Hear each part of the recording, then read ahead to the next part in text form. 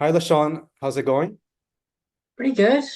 Just got a morning run done here in Paris, and yeah, excited to dive into this. That's fantastic. So you've moved to Paris pretty recently, right? Yeah, just a little over 2 months ago. Oh, wow, that's fantastic. And so when you move to a new place, I'm curious, like how do you kind of keep your same habits or the same lifestyle and bring it to a whole new city or whole new country? I mean, it's pretty difficult when you first arrive because you're trying to find like an apartment, finding like a job, like just getting your life admin set up. But even then, like if you're spending your whole days just in the thick of it, like you're gonna just it's not healthy to just be just all in. Like if you're just searching for apartments the entire day and everything, so it's good to have some balance.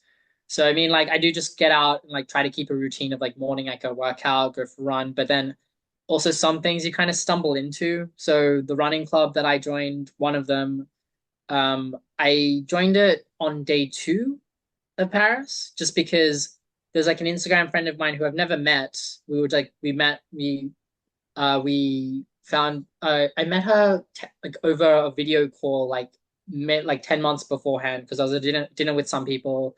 She was on a video call with someone else, and he was like, "Oh, Lashan's into running, like go talk to him." And then I just had this person in my hand and I was chatting to her. We exchanged Instagrams, and then eventually like she was living here, invited me on this run club, and then I joined, and then through that run club I found another run club. But it just I don't know, be having an openness to meet people and like explore, do new things. That definitely helps. Yeah, absolutely. And I think that's something you really embody, right? Following your journey from a solo travel standpoint. Like you're always super open to meeting people and you keep a Mm. lot of fantastic relationships and connections across the world. So wherever you go, you can always kind of connect with somebody who's there or somebody who knows somebody, right? So Yeah, exactly. yeah. And Well, you just like it's good to have like it's nice to have like that feeling of just like knowing you have people and friends like wherever you go or can make them. yeah, absolutely. Well, look, Lashawn, welcome to the Joys of Travel podcast. I'm really excited to have you on because I think you really embody and breathe and live solo travel. And so, first of all, I love to, and you nod here because it's absolutely true. And I think just also your mindset towards solo travel is also very beautiful in itself. So I guess the first thing I'd love to just start with is the thrill and the appeal of solo travel. You know, what is it about backpacking or solo travel that really draws you in and makes you addicted to it? Um, I like the risk in like it's kind of like like a safe level of risk. I kind of the I do I've been traveling like a ton over the past couple of years, but generally like the types of trips that excite me the most are the ones where I get like this crazy idea in my head. Generally, like it will be, oh, like maybe I should like hop on a flight to Chile to see the total solar eclipse. So like do this, do that. But the first time the thought enters my head, I think, oh, that's crazy. And then next second, like I'm off and like I'm doing it. Like me moving to Paris was always impossible in my head, for example. I thought it was too difficult. It still is really difficult. But I thought it would never happen, but then you get to a point where you just think like, if I'm not going to do it now, like when? Hmm. Yeah. And just like taking that leap into the unknown. That I think that that's what appeals to me, like that leap into the unknown, like not knowing what to expect. Come because I never like itinerary out my travel plans. It's always book the flight and then the rest is figured out as I go. Yeah, so you're kind of like trusting the universe, right? And just bring good energy to wherever you're going and open yourself up. And somehow you're always getting like the most fantastic experiences. But I guess, is it that novelty because you're not preparing, because you're not planning for the place you're going, you just book one flight. And that novelty is always something different for different places. Is that what's also keeping that spark? Because you've done this for so many years now, and sometimes there's Mhm. the ups and downs in terms of your relationship with solo travel. So how does Yeah. that over the years?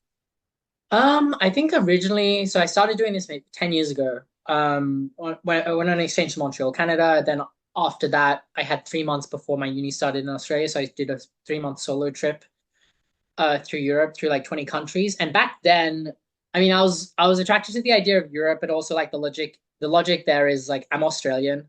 So when I'm on the other side of the world, I'm just my mentality is I'm all the way over here. Why don't I just hop over the Atlantic and just do as much as I can? Back then, I think my taste was more geared towards cities. Also, I was like 20 years old. I was on a budget. Cities are definitely the more economical option than like traveling out to nature and doing like big adventure things. So I did like a Eurail trip. And now my tastes have kind of shifted more away from cities and more towards like nature, road trips, bigger kind of expedition type adventures.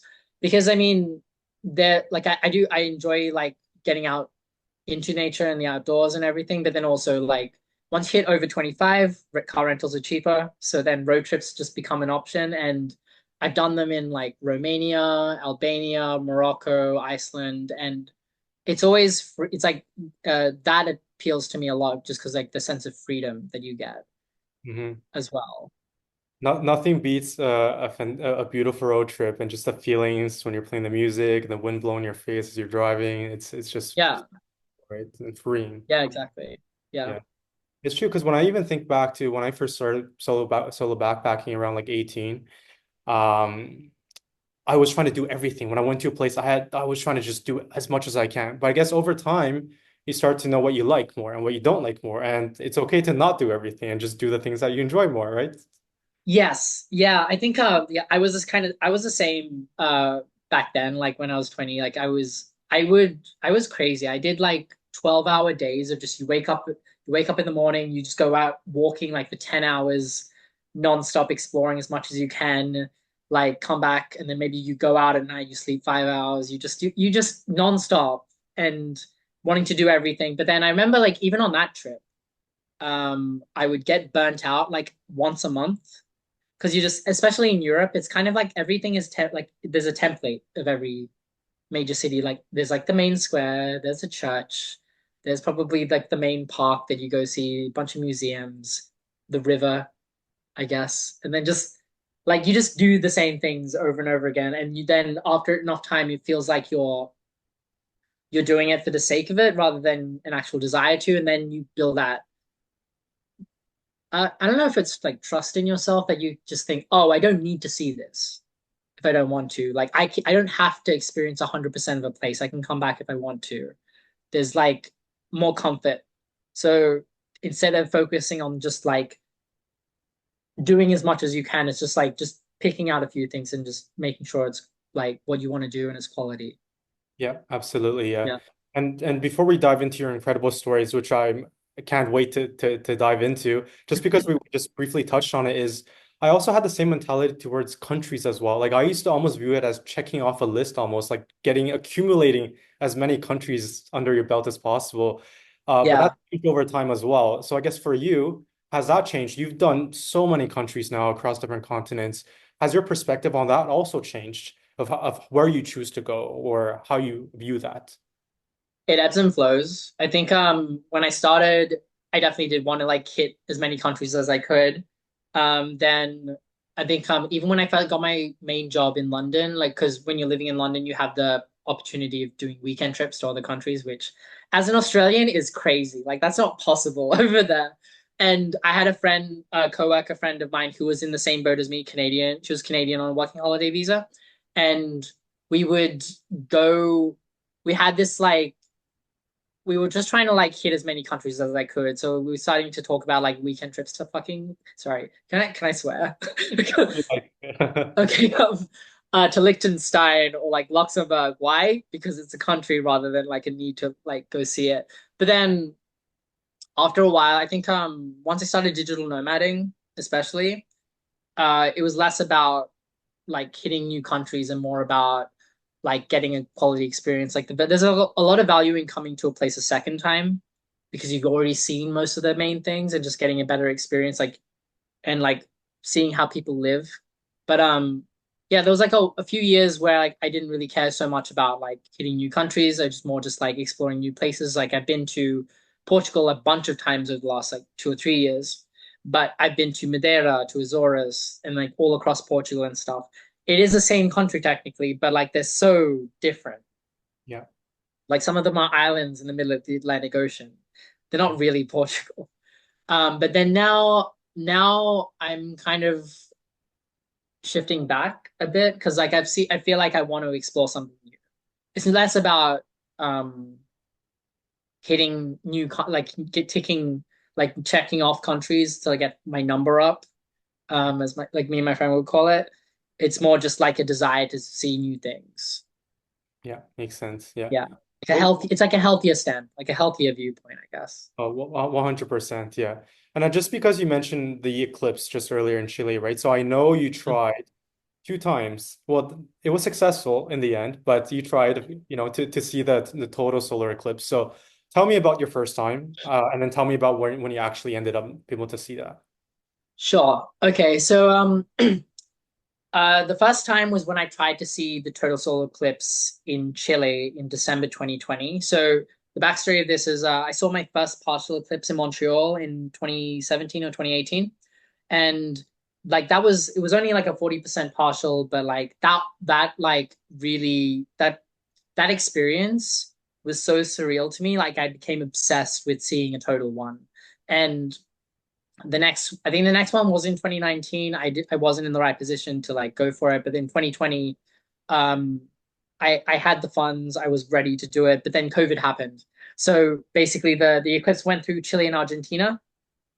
Both those countries completely shut down to everybody during COVID, and so they shut down in March. The eclipse is in December, and I'm still focused on this idea of going there for the eclipse to either country. And I keep telling my friends, like, even if they open up like the day before, I will go. Like it for me mentally in that at that point in my life, I'm thinking I have to see this. Just because I've seen so many people's documentations of the experience, it's like absolutely otherworldly. So yeah, like I was following the progress of the countries, and then eventually, a month before the eclipse, they Chile opened up to everybody, and I was like, oh my god, like suddenly this is possible. But then the thing is, what happened with Chile? There was like one catch with Chile. So normally, as an Australian, you can just fly to Chile, you pay $150 Australian, and then you get like a 30-day visa, tourist visa as normal.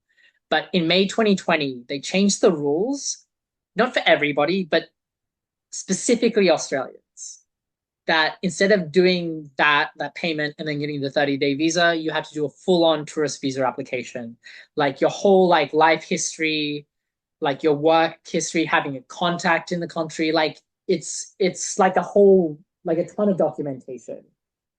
And and so so I saw that. I still did it. I applied for it and then it never got approved in time. So I just thought, so previously I had gotten into like other countries on sketchy visa conditions. I got into the US with a visa that expired the day before that I was supposed to go in, and I talked my way through the border. I got into Canada with a one-way ticket after my working holiday visa there had expired. Going to the EU a few times. And I just thought, what if I just like showed up to Chile and just got it processed on the spot there. So I tried that, which was very risky. Like I think it was very, very intense because there was like not just COVID. I had to spend like £200 on COVID tests just to get into Chile, and then there was a flight. There was a layover in Spain to get through, and it's very, very intense the entire way there because I remember on the flight to Spain or the flight to Spain, a girl standing in front of me because she didn't have the documentation for Spain, even though we were just transiting through Spain. She was just denied access onto the plane.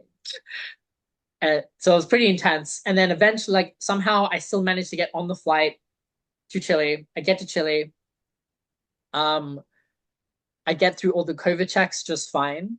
I go up to the immigration desk, and basically, like they deny me at the border. They confiscate my passport, and they send me back to London. Wow. It was intense because the thing is, like on the flight there, like there was so many things going through my head, especially as we were flying across the Atlantic. It's like a long flight. That one is maybe 14 hours, I think. But I'm thinking just because the border was closed for so long and only just opened up, I'm probably the first Australian that has to go through this. So I get like, and that, I think that was the case because like when I got to the border, and I can literally see Chile. I can see Chile like through the window. I see the border officer. I hand them my passport. She looks at it. It's like Australian. It's like okay, this should be fine. Scans it, goes red, and she's just very confused. She's like, oh, hold on, and then like tries it a few more times. Then goes to the back, and then basically like they take me to the police station in the airport, and then she's really nice to me. The second guy's really nice to me. Basically, that what they said was they don't have the payment facilities at the airport to take a payment for the visa, which is I don't know, it made no sense to me. But yeah, first lady was really nice to me. Second guy was really nice to me. Third guy was the head of the police force, absolute asshole. He had the mentality of like just he was very high on power and had the mentality of just get out of my country. He just wasn't having any of it. I even got him on the phone with a Chilean friend of mine, and he was an asshole to her. He was just not having any of it. And yeah, like they confiscated my passport. I got chaperoned basically like so I had like I don't know, like a chaperone with me in every airport that had my passport in like a brown paper envelope. And they would like escort me onto the plane, hand over this envelope, and I'd fly to Spain. Yeah, just no to Brazil, where I could have gotten off. I could have gotten off at Brazil. I had visa free access to Brazil, but they had my passport. They wouldn't let me. Then I flew to Spain, same thing. And then eventually once I got to Spain, they gave me my passport back, and then I ended up back in London, Wow. which was intense. When you say they had your passport, somebody was with you? Like, Yeah, I mean, yeah. all the way down, all the way back to Europe. They were with you Not the during. same person. It was kind of like one person in each airport. So they'd hand the envelope to the airport, the the plane staff, and then they would fly with it, and then the airline staff would give the envelope to someone at the next airport, and then it would just kept going Wow, until yeah.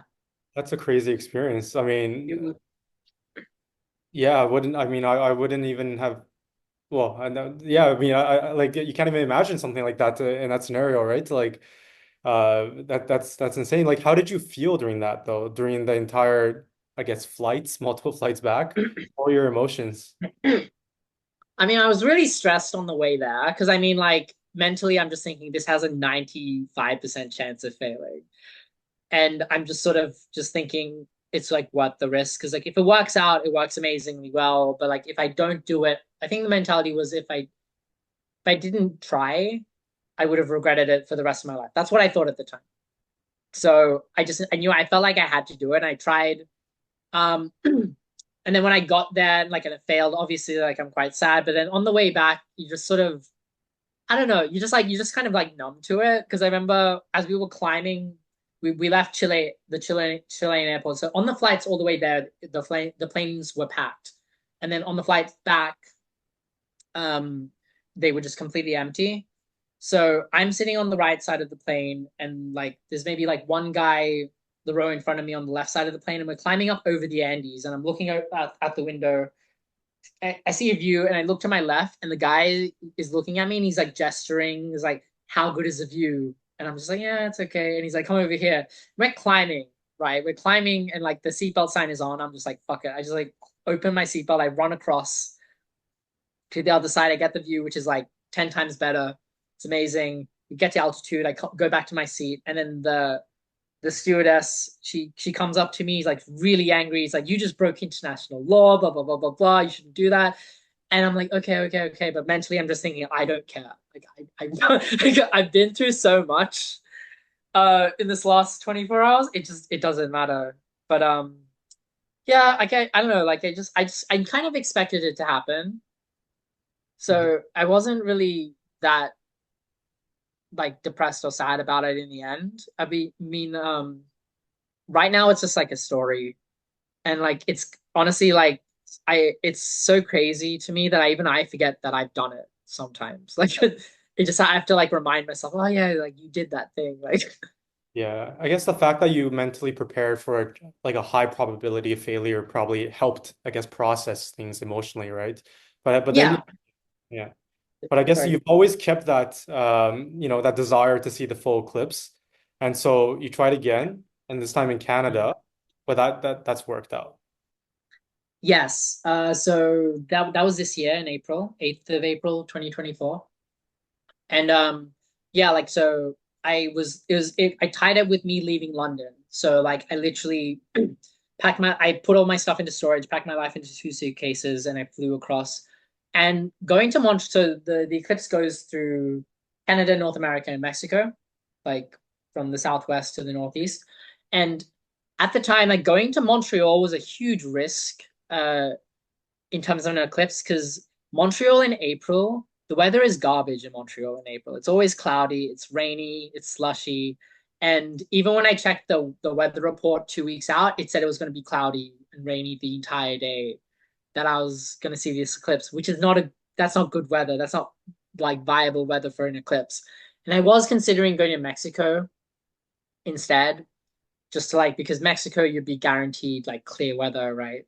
But the logistics of getting to the place where the eclipse goes through, because you'd have to arrive into Mexico City, go on a bus like 12 hours to the middle of nowhere, see it, and then figure out your way back or like whatever. So I picked Montreal. I also found like a really cheap flight to Montreal, used my points, so it's only $50 Canadian, which is or £50, I forgot.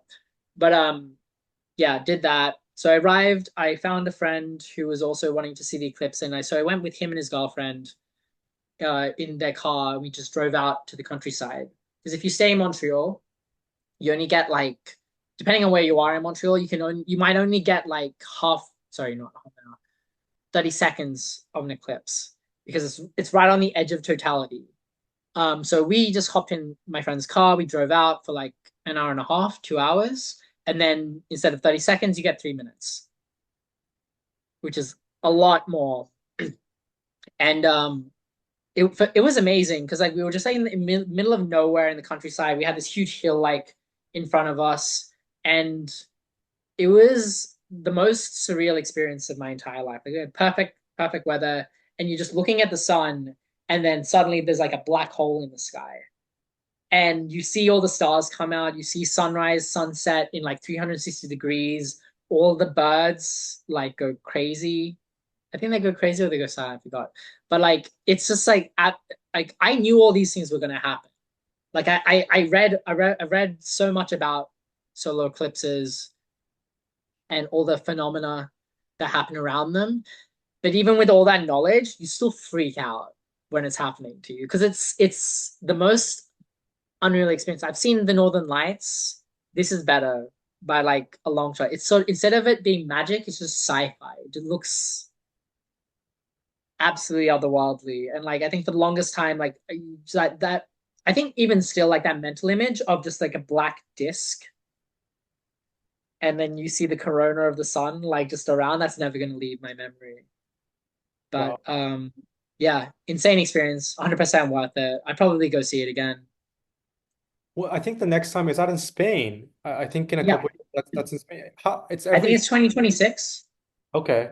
How many years between eclipses typically? Uh it's every few years. It just changes location. So sorry. So yeah, like so 2 years in between this one. There's another one maybe in 2028 or 2030 in Australia. But like some of them are like just go through areas, just go through the ocean. So Mhm. those aren't really like eclipses you can see as well. But this one was a big one in the US and like North America because it's the last one in North America for 50 years. Yeah, wow. Yeah. I can imagine how like mind-blowing it was, even with all that knowledge, I guess reading and information on it. But that moment that's happened, you're probably screaming, I'm assuming, right? Like just like, Yeah. whoa.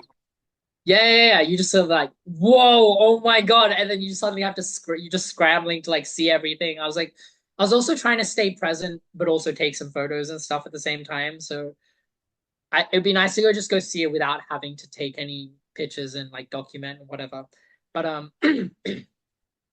had my drone. So I basically I shot it up maybe 5, 10 minutes before the eclipse started, totality started, and I had it orbit us. So just sort of flying automatically as I was experiencing it. And it's crazy to watch sort of just the darkness fall over the landscape because there's I think the craziest things are just sort of the subtle things with the eclipse. It's not just the disk in totality and seeing the corona of the sun. It's it's like the nature of the light becomes really eerie. Like the sky goes from blue to dark, but it becomes this like silverly sorry, silvery blue color. And you also get shadows, which your shadows become like uh extremely sharp. Like you can see individual strands of your hair in the Wow. shadows on the ground. And if you're looking through the sun, the shadow cast from a bush onto the ground or something, like anything with small holes, you'll see the corona of the sun being projected onto the ground through the holes. So if you had if you even like made a hole with your hand like this, the crescent of the eclipsing of the eclipse like is projected on the ground. And also like the way it gets dark, it's you're seeing sunset sunrise colors all across the horizon, but you're not getting sunset sunrise light. It's not orange. Light isn't orange, it's just dark. So it's like all these like it's like everything is happening at the same time. Wow. Yeah. Wow. I mean, this planet it's so miraculous, right? For these Mm. phenomena to happen. So Yeah. yeah. I mean, one thing I was also very curious about is, taking you now back to South America is in Guatemala. And Yeah. it's not a place that many people I've talked to have visited, and I love to put it on the map. And you went to a volcano there, I believe, right? And had some incredible Yes. experiences there. Technically it's Central America, not South, but just next to Mexico. Um so yeah, like I went there in 2019. So it's a bit of a crazy story when I get there. So like I booked a last minute flight, 13 hours and 19 minutes in advance from Montreal to Guatemala. It was so last minute that I didn't even tell my flatmate because the last time I saw him, I had not decided whether I was going to go or not. It was just like very, very last minute. And back in 2019, I think, well, now I think Guatemala has gotten more popular, like the volcano especially has gotten a lot more popular. Back then, I had no idea what Guatemala was or even that this volcano existed. So basically, like I flew all the way there, get to the volcano, sorry, get to Guatemala, and um, can I just like jump back a little bit? Wait, so like I back then, like when I was living in Montreal, like I had my visa had expired. I was like on visa extensions, but I mentally I was done with the city, and I wanted to leave. And I was looking at like going to Central America, like around there. So anywhere in Central America. And one of my friends, I saw he just arrived in Guatemala. I saw him on his Instagram story, and I texted him like, "Dude, I really want to go." And I met this guy like 5 years before that in Cappadocia in the middle of Turkey, and he's like, "Dude, come." And I say, "Yeah, I really want to, but a last minute flight is probably like too expensive at this point." And I check, and it wasn't. So yeah, like I booked it. I flew all the way there. I get to Guatemala. I get to I'm checking into my hostel the day after in Antigua, and I'm checking into the hostel, and my friend comes into the hostel. Like I knew he was going to be here, but like he came into the hostel as I was checking in, and he's telling me about this crazy volcano hike he just did, and I'm like, okay, that sounds cool. Like let's do that. So I did that like the next day or the day after, and yeah, I had no idea what I was in for really, because it's a 3,976 meter high volcano that you're climbing, Volcan Acatenango. And right next to is another volcano called Volcan Fuego, which just means fire in Spanish. It erupts every like 5 to 10 minutes, which is insane. Sorry. Um, but it's the hike up the volcano is crazy because it's very up and down, very very hilly. It's not a constant climb the nature of the terrain you're on changes a lot. It starts in like you're in a dense forest, then it's like very volcanic, going through sand, so like a lot of wasted energy. Like I think I'm very fit, but even then, like I halfway up the hike, I literally had to lie down and like have and basically because of cramps all through my legs, like I had to lie down and the hiking guide had to like grab my legs and like just push them back and forth to pump blood through them because otherwise I just wouldn't have been able to keep going. It's very, very intense. And then you get up to the campsite at the top. I saw it was insane. I saw like the best sunset of my life. Then you see this volcano like erupt countless times throughout the night. And then in the morning, you hike to the very, very top, another hour-long hike, to the top for the sunrise. So the best sunrise of my life. And then like the next like that same day I ended up on this massive journey to Lake Atitlan in Guatemala. But like this 24 hours was just sort of pure sensory overload because the sunset I saw like was basically up into the mountains and this cloud was sort of wrapping around us and we were above the clouds and we were surrounded by a cloud like everything was just like lit up in gold, which was insane. Um, the volcano like is huge because it basically takes up this much of your vision, like the one you're looking at that erupts, and it's this perfect like cone-shaped volcano. When we first arrived up to the top, we couldn't see the volcano because the peak was covered by a cloud, and we basically just you get up to the top, you're looking at it, and then you hear an explosion. It just sounds like a bomb has gone off. And we're just thinking like what the fuck what just happened? And then maybe 10 15 seconds later you see the massive plume of like ash come above the cloud and you're just thinking oh my god. And then I think there was two Canadians in our group, a group of like 7 8 people, and they were like oh my god we're gonna die. And then like they were like panicking and like pacing around in circles. It was pretty funny. But yeah, like we're watching the volcano erupt throughout the night is insane because it is every 5 to 10 minutes, and like sometimes it's like a little bit, sometimes it's really violent.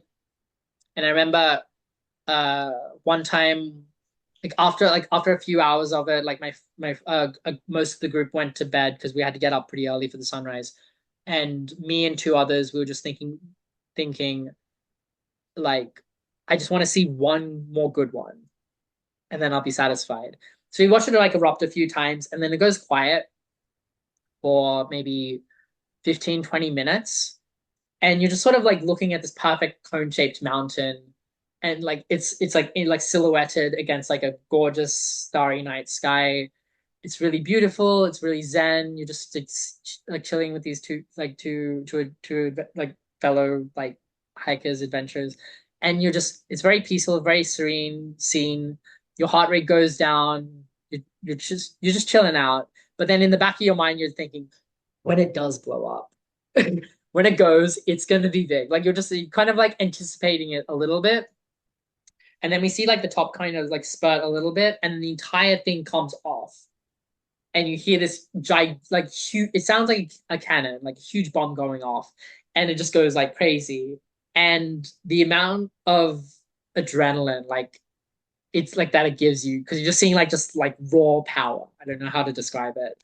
I was sort of like the adrenaline rush shoots up to here. I was screaming, shouting, and like laughing hysterically all at the same time. It's like the most insane experience. I had my camera like taking photos automatically, thankfully. Like it was just sort of set on a timer. So I was able to just experience it like fully, like be in the moment. But like everyone we woke up everybody else and they missed it. But it was yeah. So that the hike up to the top is very, very intense just because like you only sleep for maybe 3 or 4 hours and you're kind of signaling to your body to start recovering. So your body's in like recovery mode and you're like, sucker. Like psych. And then then you're sort of like hiking up to the top of this mountain through sandy, like volcanic sand or like completely destroyed legs. And then you get to the top, it's like so windy and like basic thing. Like the reason why everyone does this hike and like why it's safe is because there's a constant wind that sort of takes the ash away from you. It never goes towards you. Yeah, so that's what I was going to ask was when it Yeah. erupts, right? Does that go straight up in the air and like the remains kind of scatter all over you? But you kind of mentioned that the wind is actually pushes it away, not in your direction of the hikers. Yeah, yeah, yeah. So it's always like away, like toward, if you're facing it, it's like towards the right. And that wind basically never stops. And it's like the friend of mine that I met, like he brought his drone up there. Don't bring your drone up there. Like you won't be able to fly your drone. Like literally the wind is so strong you just won't be able to like even launch the thing. But I've heard some people like actually because the thing is when you're at the top of your mountain at Catenango, you can if you want hike across to the other mountain, just like walk across like a bridge. Oh, Some people do it. It's crazy though. Like if you do, like I've heard back then, I heard a story about a guy who got too close and then it erupted and he ran for his life and he was found like shivering on the side of the mountain like a few days later. It's it's not it's not for the faint-hearted. exactly. Yeah, you Yeah. definitely have to, and it's almost like, like appreciating nature that like nature is so powerful, right? And it's like if you don't respect it with the respect it needs and start to do things where you're kind of disrespecting nature, then it can very quickly show you how small you are relative to this world, right? So Hmm. Yeah, yeah. exactly. And I guess another phenomenal, I mean, another fantastic experience that I've been here, and I'm making a guess here. So you've been to the most western point of Europe in Portugal. Yes. This Cabo da Roca in Portugal. Okay. Yes. Yeah.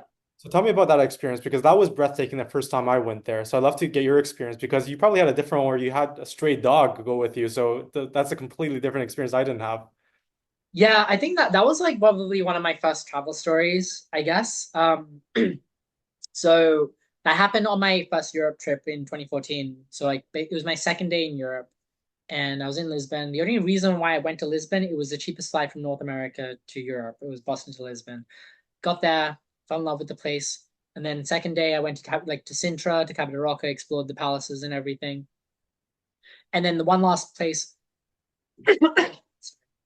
I wanted to go to was Cabo de Roca for the sunset. But then I found that the last bus that had to go directly there, it already left. Like, so maybe like 15 minutes ago. So I'm like, damn it, like I really want to go to this place. I don't know when I'll be back. And then I looked at the map and looked at the bus timetables, and I found this one bus that went to this town called Ozoya, which is 2 kilometers away from Cabo de Roca. So I did all the calculations and I saw that like, okay, if I want to go see this place for sunset, which I do, I have to take this bus to Azoya and run as fast as I can to the end of the continent, spend like 15 minutes there, then run back as fast as I can and catch the last bus back to Sintra. And if I fail to do that, then I have to spend the next 3 hours walking in darkness to the nearest train station. So I was like, okay, I guess I'm doing this. So I get on the bus, I get to Azoya, I hop off and I just start running. And Azoya is just like a tiny one street town, basically. So I'm like running in one direction. Thankfully, it's the right direction. But as soon as I start running, these two dogs just like hop out of their neighbors' like backyard, like their owners' backyards and start chasing me. And I'm like scared out of my mind. I'm just running faster. And then like just I'm just thinking these things are gonna eat me. I don't know. But after like a few minutes or so, like I kind of like I stopped and they would stop with me and like I ran, they weren't with me. So they were friendly dogs. They had collars though, they had owners. And they basically just like followed me all the way to this place. And I'm basically just like running down these rolling green hills in Sintra in Portugal. The sun is setting, like a really gorgeous scene. And then as I'm running towards Cabo de Roca, like the rolling green hills just sort of drop in front of me, and I see this thin layer of clouds just like sitting on the surface of the ocean as the sun is setting. It's like the most amazing sight that I've seen. It's just out of a movie. And I keep going. I get to Cabo de Roca, and as soon as I arrive at the cliff, the dogs sort of just like disappear and like go off and do their own thing. I guess I don't know. They got what they wanted. But I'm wandering around, like I'm just taking in this view because yeah, like the clouds are literally just like this beautiful, just like layer just down on like at sea level as the sun is setting. It's like one of the most beautiful things I've ever seen. And like after like 10 minutes there, like I kind of want a photo with me in it. So like I'm like setting up a cam, like I'm setting up a shot with my own camera, and then I'm just looking around for like someone who can like take a decent photo of me. So I see like one guy with a DSLR. So I'm like, okay, like let's ask this guy. I just got asking like, can you stand here? Point the camera in this direction, and then like I walk down to this little patch of dirt like on the cliff, looking out looking out over this like the clouds and the sea. And as soon as I sit down, the two dogs come up and sit down with me. And that's a photo. And then like the view is incredible. And then after a little bit more time there, I'm just thinking, okay, I have to go. Like I'm kind of running out of time. So I start running back up towards the town. What I didn't realize was the run the run from Azoya was downhill. So now it's uphill. And I'm just thinking, oh fuck, I'm like, I'm not gonna make it. And after a few minutes, this young Portuguese couple, they just pull over in their car and they just on the side of the road and they just drive me all the way to Sintra, and everything just sort of works out. But yeah, I guess that's the story. Yeah, that's fantastic. It's almost like you had a hitchhiking experience at the end of it without intending to. Yeah, I didn't even ask. Yeah, they just offered. It was so lovely of them. Yeah, no, that's great. Well, I guess let's stay in Portugal because you almost died in Madeira. And that's something I'm really Yes. curious about. I mean, it's an island in the Atlantic, off the coast. Like what happened in Madeira that you almost died? Okay, so I did this last year. So I solo traveled to Madeira, and it was kind of so when I booked the trip to Madeira, I was like traveling solo. What I didn't realize was there was a flower festival or something happening in Funchal, the capital, like the capital of the island. So basically, what that means is that all the hostels are booked out, and I had to spend like three days in hotels, which were very expensive, and I couldn't meet anybody. And then like another couple of days in an Airbnb style dorm style Airbnb accommodation.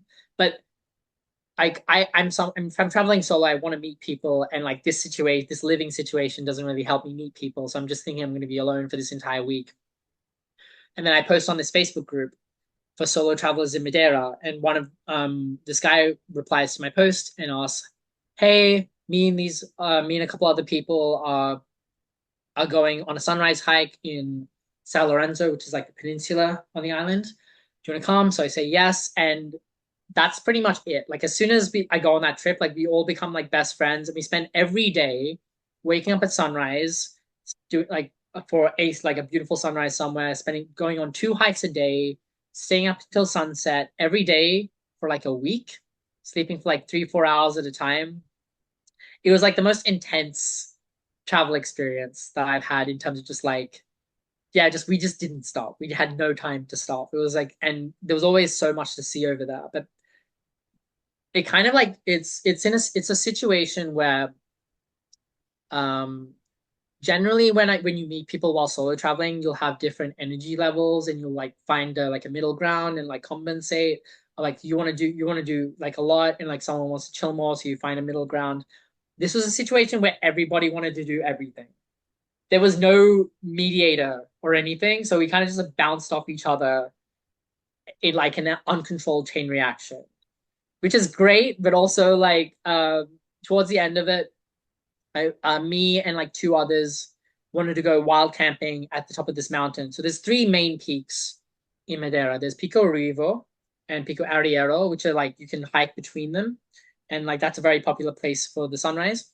And then there's the third highest, called Pico Grande, which is not popular at all because it's extremely dangerous and it's very difficult. It's a very, very intense, difficult hike. So not like basically no one goes. And we wanted to wild camp up the top of the mountain and see the sunrise from there. And the beauty of the sunrise from Pico Grande is you see this gorgeous, like very spiky ridge line of the other two peaks, Rivo to Arriero. And the other two friends that I was hiking with, they do CrossFit, and they're the they're like the types of people who they like to power through the hike. They don't want to take their time and like enjoy the scenery, and like I like to take my time and take photos, and they just like to go as fast as they can. And we were kind of running late as well, but so we kind of arrived there in the afternoon, like too late in the afternoon, and we started our hike. But I let them go ahead of me because that's what we did all the time, and they would just get to the end and whatever. And I eventually I got left behind, did my hike, and eventually like I get lost at one point because there's one part of the hike you follow the trail, and the trail kind of there's one trail which wraps around the mountain, and then the one that goes up, which you go down the trail, and then you like do a sharp double back and up. So the trail is kind of hidden completely. So I missed that trail. I started continuing down the wrong direction, and it slowly dawns on me that like, oh, maybe I've done a wrong turn. And I'm not checking my map because I'm trying to save battery. It's on airplane mode. I turn on my phone, I check the map, and I see I'm like way off. So I had to double back, I've like wasted a bunch of time there. Hike up to the top, which is very difficult. Like some bits you have to like hold onto a chain and like kind of pull yourself up and stuff. And I have no idea where the actual campsite or any like where we're going, our camping spot is going to be. But I remember at the start of the hike, we met a guy finishing his hike and going back to his car. We asked him questions, and he said there's like a patch of grass like just beyond the bit where you hike to the summit. So I get to the summit, I go up to the top. The sun has set, like it's getting dark. Again, like I get to the top, it's crazy windy, like to the point where if I stood up like upright for too long, I would get blown off the side of the mountain. It's crazy windy. So I get up to the top, I see like the dying last seconds of the sunset. I'm just thinking, okay, I've seen enough. I'm going down. Go down. And you're also carrying like all this stuff with you, like camping gear, food, whatever.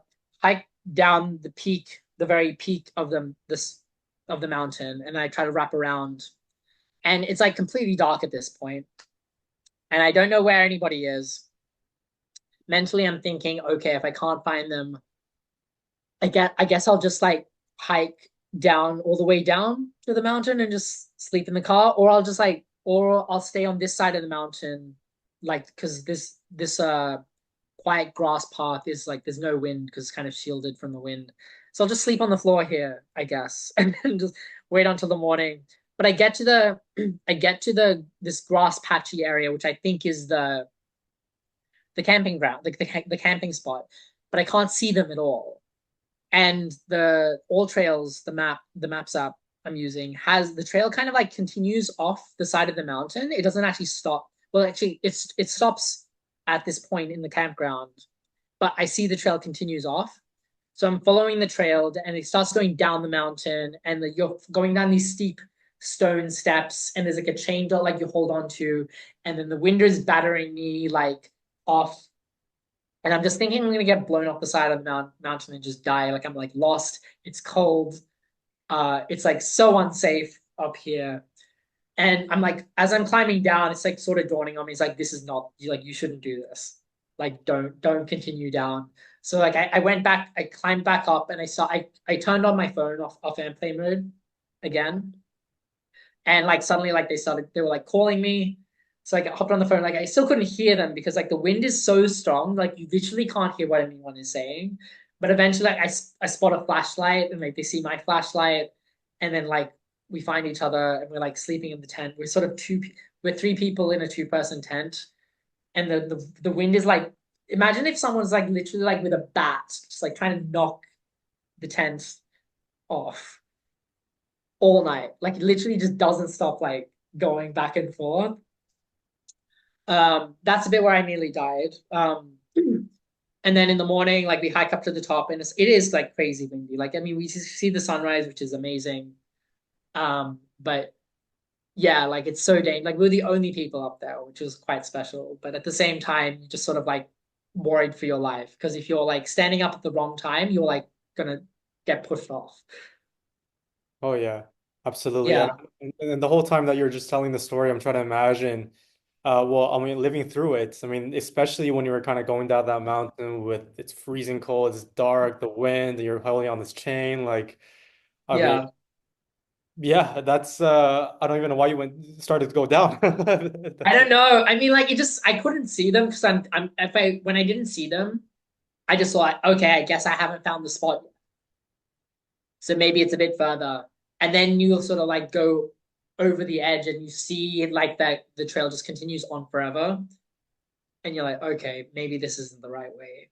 Yeah, that's the thing with hiking. A lot of times it's well, I mean, I've had experiences where everything looks the same, and you Yeah, could do one wrong turn and you're completely lost. Like, and that's why a lot of times there's like markers on these on the trees. I don't know how they call it, but there's yeah, like a red or a blue, and every couple hundred meters, for example, there's another marker, kind of, and you can kind of follow that.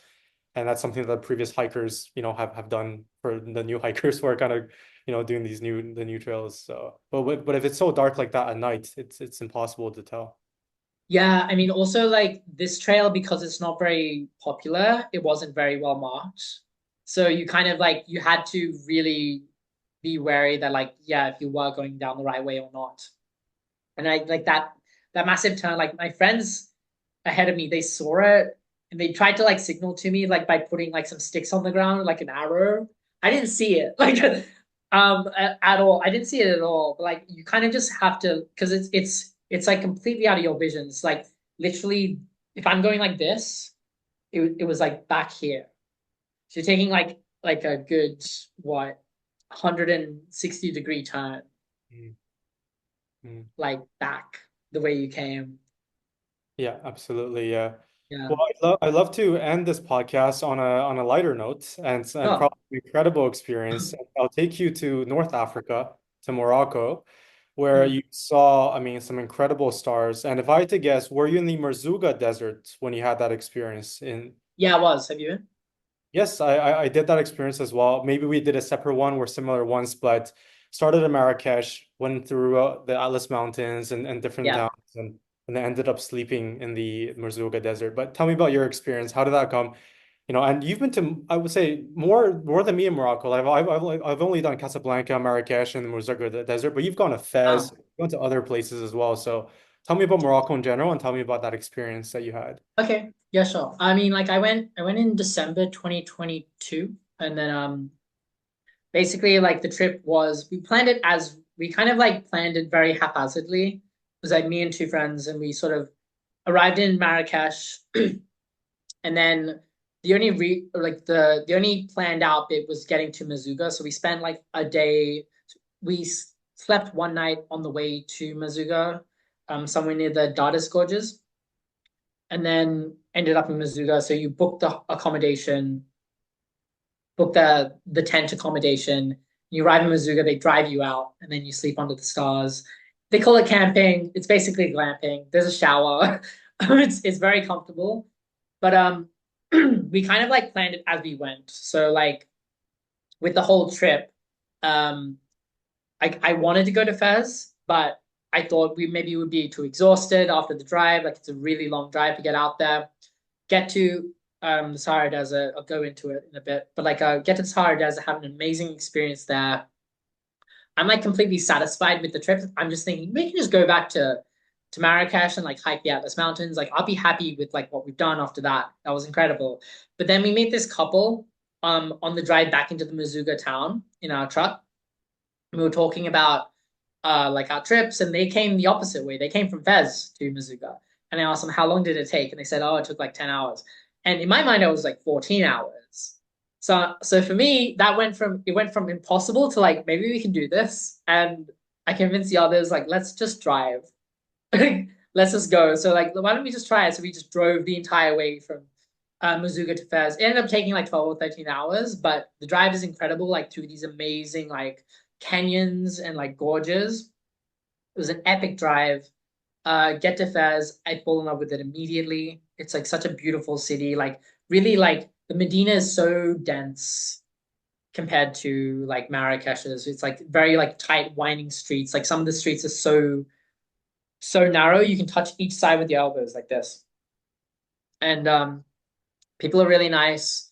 Uh, like lots of really good food. The markets are incredible. It was like instant favorite of mine. And I stopped in Rabat in on the way back, which is okay. It's just the government Okay. capital city. But the Sahara Desert was incredible. It's always been a dream of mine to see the Sahara Desert, just because like as an Australian, you like Sahara Desert is just like a fictional place. It doesn't. It's like something you read about in children's books, like the pyramids, or like even Paris is like a faraway concept because you're so far away. You're like in a bubble over there. So like even like driving towards the Sahara Desert and just seeing the horizon of just sand dunes was wild to me. But get to Mizuga, we drive out through get into like a 4x4, drive out into the desert, which was incredible. Like seeing the sunset from up there was wild, just like over the dunes. It felt like you were in Dune, like the movie. um and then you get to the campsite. They give you the I think the Berber jackets, like the huge, really thick wool cloaks. So you look like an Ewok from Star Wars with like a hood and everything. And just sort of like I just went out into the desert and like just took in all the stars and everything, which is incredible because you see so many stars. You see the Milky Way, you see so many shooting stars. Um, I went out on my own once and I got like a really good photo of me, which is it's maybe I can send you like the clip so you can put it here if you want. But basically it's like a shot of me in the desert like robes, like looking back at the camera, like with the dunes in the background and the Milky Way. And it's like probably the best photo I've ever taken just because I took it completely by myself. It used every single one of my skills and composition and like all my camera knowledge to do because basically when you're looking through the camera to take this photo, it's all black. You can't see anything. So I had to like set my camera up, set all the settings correctly, like long exposure, climb down, set the timer, walk down a sand dune, stop at the right place, pose, hold the pose for like 30 seconds, and then like get it right, basically. And this shot, like I'm being lit up by the side by the setting moon as well. So it's like all using natural light and everything, which is quite a little fun project. But yeah, the Sahara Desert is absolutely magical. Yeah. Oh, I Yeah. remember the first time being there and seeing the stars. I'd never seen stars that clear. Uh, Yeah. it was just mind blowing. And I guess what was also interesting was, I mean, it gets pretty cold at night. Maybe that's why they make you put on such a heavy Yeah, it layer. does. Yeah, yeah, I mean like in December even it was chilly. It was probably like 3 degrees, 3 degrees, I Hmm. think. Yeah. Well, you know what? Like, I actually wanted to quickly rapid fire on two places because I thought it was pretty interesting. You mentioned one of them, which is Cappadocia in Turkey, Yeah. where the bridge between Asia and Europe, and it's gotten super popular over the years with all these different Instagram pictures. But tell me about it. Like when you were there, was it did you do the hot air balloon that it's famous for? Like what was the experience like? So I went 10 years ago, so like it was before all the influencers I think found it. It was I did the hot air balloon ride. I think back then it was still really popular, like it's still very well known. But Gorema, which is the main town you arrive into, it was just a small town. Like they have the hotel, like the cave hotels. I was in a cave hostel. But it's not as I think it must be a lot bigger now than it was back then. But it's an insane place. Like I still highly recommend it to everybody because the hot air balloon ride, it's one of those things where you should do it and you should allocate some budget for it because it's something you don't want to cheap out on. Because if you get the cheapest option, which might be 80 euros or something, you'll be like stuffed into a basket like sardines, just like shoulder to shoulder with people. You won't get a good experience. You might not even get an edge, like a spot on the edge to actually see much. Whereas if you pay a bit more, I paid maybe 150 euros back then. You get like a much more spacious basket, and it's like separated, so people like have their own little like quarters. You have like breakfast included and everything, but you have a better experience overall. But the landscape is absolutely surreal. It's sort of it's like being on Mars, You sort of have this like alien desert landscape with these like weird chimney rocks scattered throughout the place, and like people live in these chimney things or used to live in these chimney things as well. Um, but like the whole hot air balloon experience, like you wake up like ungodly hour, like 4 a.m., have the quickest, coldest shower of my life, like hop in a van, get to the spot, go to the the launching site where they blow up the balloon, hop in, and you just like watching the sunrise over the landscape is absolutely magical. And this, I think the benefit of seeing going on the hot air balloon ride there is it's not just the landscape you're there to see, it's all the other balloons. There's so many that happen, like launch every single day. So like going on a hot air balloon ride there is such an amazing experience because you're like surrounded by so many other balloons as well. Um, and then I think another like the day after that, like we went, me and this girl I met at at the hostel, we just went walking through just like the landscape. That was the day before, I forgot. But like just wandering through the landscape, it's very like, yeah, like you're in, it's like you're on Mars, but it's also like weirdly Western. There's like horses and like ranches and stuff scattered about as well. It's really strange. But walking through the landscape at like in the afternoon sunset is amazing. Like we found some old cave houses, like abandoned cave houses, which we could like explore and like climb into the second floor and see how people back then kind of lived. You can also see there's like the underground cities which you can explore as well. So these are like very multi-layer, like you go really deep, like a couple like 10, like 30, 40 meters deep in underground. These like winding labyrinthian tunnels. And that's how people live. Because like I think the landscape it was quite a I think it was like a battleground or like a meeting point for like a lot of armies and stuff. So they'd war on the over the landscape, so the people would live underground. I think that's how it was. Like, correct me if I'm wrong, but I think that's why they were all living down there. Wow, that's Yeah, super interesting. I didn't even know yeah, that was, that was there, right? Because everybody talks about hot air balloons, but that just goes to show, I mean, there's just so many layers of things to explore yeah. in a place, right? So, then Mm. the last place I'd love to just get your sense on is the Philippines in Southeast Asia. And Oh yeah. so it's, I mean, everybody thinks when they think about Philippines, beautiful islands, right? I think they have over 7,700 islands, more than that. I Mm. don't know the exact number, but there's a lot of islands. It's very beautiful. How was your experience there? How would you describe the Philippines as a whole? I love the Philippines. It's probably one of my favorite countries. When you first arrive, like Manila, I don't like Manila. It's just like there's just too many people. It's like you're surrounded by 60-story like skyscrapers. It's just a place to arrive and leave. But I traveled through Palawan, which is like these Western Barrier Islands, Coron and Palawan, and then Siquijor in the middle. So I only spent like 2 weeks there, which I would recommend if you're going to the Philippines, allocate more time because 2 weeks is tight because traveling the travel distances and travel times between these places is very long. Going from Palawan to Siquijor took 24 hours of traveling. It's very logistically complicated. But the islands in the west, in Coron, Palawan, like it's absolutely gorgeous. There you have these like stunning steel gray blue rock islands, like just shooting out of the surface of the water, like this gorgeous like sapphire blue water, kind of like Avatar, the Blue People movie, like that kind of vibe, like very tropical, but like we just weird mixes of different things. Um, the nature is incredible. Like you have these gorgeous like lagoons and stuff everywhere, stunning beaches. Food is incredible. It's not healthy in any sense. It's just like fried. Everything is fried, oil and everything. But I mean, uh, yeah, like I really like the food. The people are super nice. I really like Sikihor as well. So it's an island in the in the kind of near Cebu. But like basically with the Philippines, you have the north, you have all the islands to the like south going southeast of there.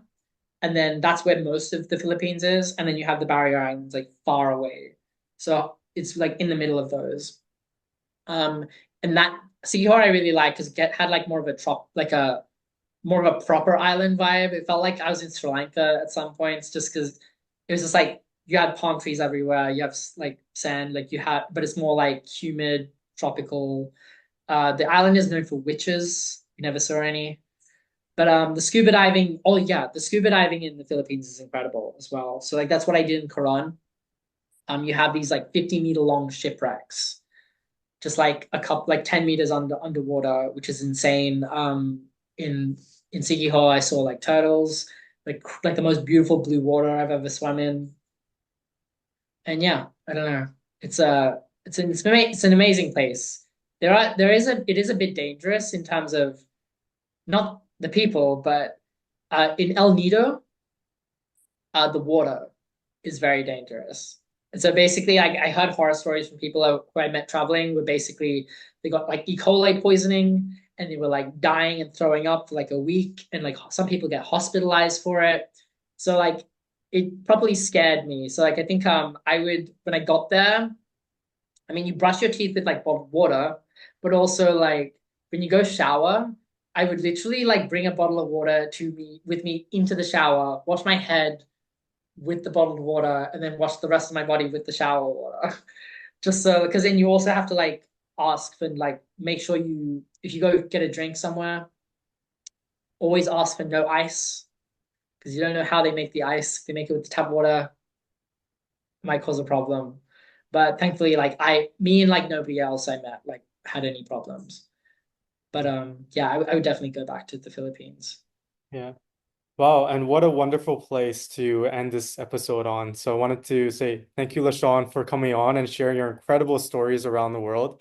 And I know you do a couple creative things on the side. Is there anything that you want to share with the audience? Yeah, thanks for having me. Yeah, I do. So I make YouTube videos about my experiences abroad, guides on how to do it yourself. On it's just my name, like Lashan. If you just look up my name, Lashan, on YouTube, it should show up like with a bright yellow profile pic. And on Instagram, I post pretty pictures and reels and stuff like that, and stories. So Lashan underscore R. You can find Yeah, me there. I'll definitely be sharing those links to LaShawn's YouTube and Instagram for those who want to go check him out and give him a follow and support his journey. So thank you so much, LaShawn. Really appreciate your time today. Oh, thanks for having me.